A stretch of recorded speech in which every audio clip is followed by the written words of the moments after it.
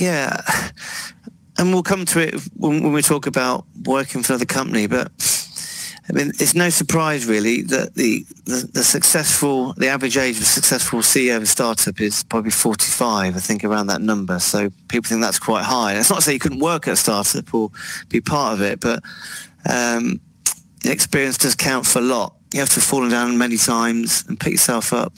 So I'll just put that side on there, because nothing I've done to this particular webinar. It's something that I use anyway, and I call that the big six for this year. So on the board meetings, there's so many things to do. So what do you prioritise? And that, I suppose that gives you a good idea of how my mind works, really. I mean, so the big six, it was during our successful cricket season, wasn't it? So that's why I went to a lot of cricket, so it seemed to work. And you can't have too many. So the raw materials plant's very important. Having the experience I've got, the team that we've got, that we have to bring those raw material costs down. So you think about the ultimate mitigation of any risk of that is owning it ourselves. So that's right up there as a priority.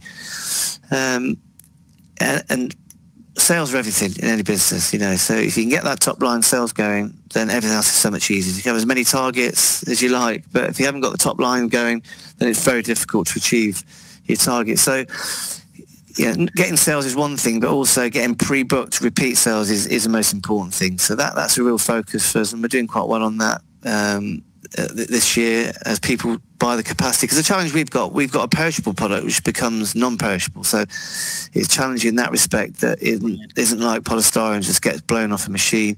The labour cost reduction, as I said, I've worked for Sainsbury's many times, so we're bringing that that process-driven experience of a long time, 14 years, to labour cost reduction, which is new to lots of startups. The efficiency is important, and getting things right first time, because everything's about prototyping.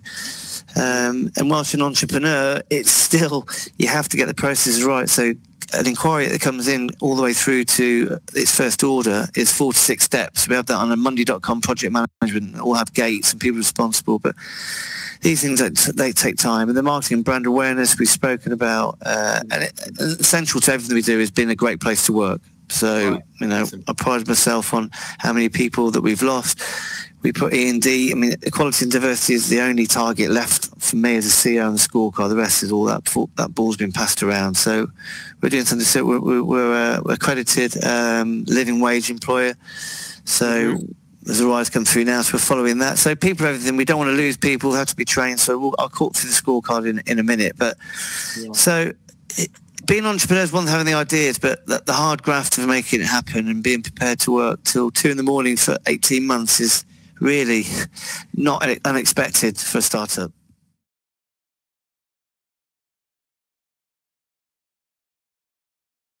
Well, you have to be when you work for a company, which I advocate people should always do that to start with, because you learn, because the systems are embedded and versionized, and it's very difficult to change them unless...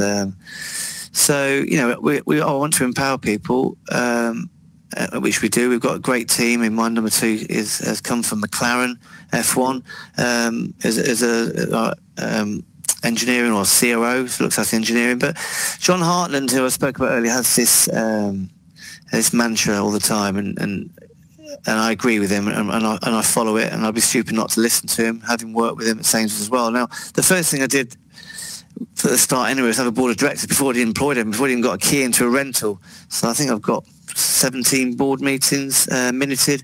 So it might seem a bit ridiculous to people to have board meetings before we've even started anything, but if you are going to start something big, you've got big ambitions, you have to put that governance early, otherwise you won't be able to do it.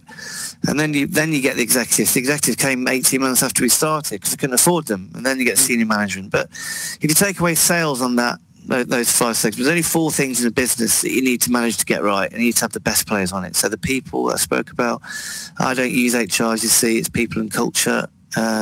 So finance, you've got to look after money. So I've got a great CFO.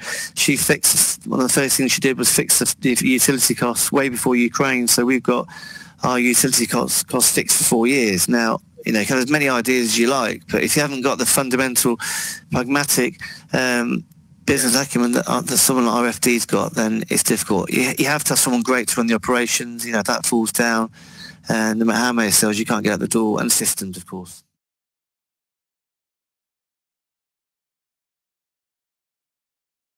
Well, we wouldn't be talking now, I don't think. So it would be going from a bill. So one factory could be 130,000 going up to, at the spot price, and it have been supported now, so at the spot price of 120, you'd be talking at 600,000. So again, anyone that runs a business on variable cost in manufacturing, you've got to ask for it, but it's still someone else has to deliver it.